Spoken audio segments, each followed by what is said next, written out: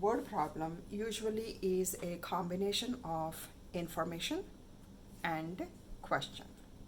Sometimes it does give us some extra information, but we'll get to that later. Most of the times, a problem provides us with all the information that is needed. Like out of these 3 pieces, it provides us with 2 pieces of information and asks us to find the other, the third piece. The sum and one addend are given, and it's asking for the other addend. The minuend and subtrahend are given, and it's asking for the difference here. Here the difference is given, the minuend is given, and with the help of the difference and the minuend, the subtrahend can be found.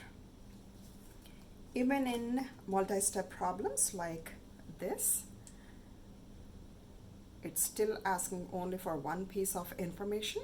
It provides us rest of the information.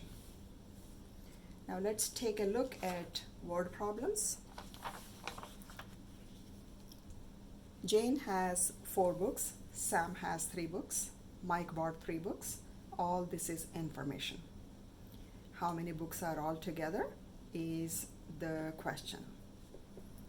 Similarly, Gabe has 9 rows of cakes. Each row has 6 cakes, and it's asking to find the total number of cakes. Now that we know the structure of a typical word problem, let's see ways to help our children practice.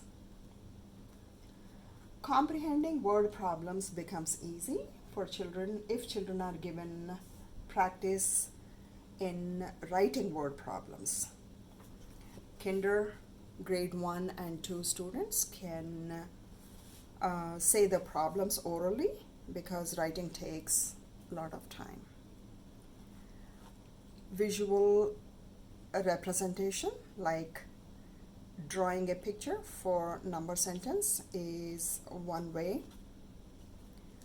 Writing a number sentence and understanding a strip diagram.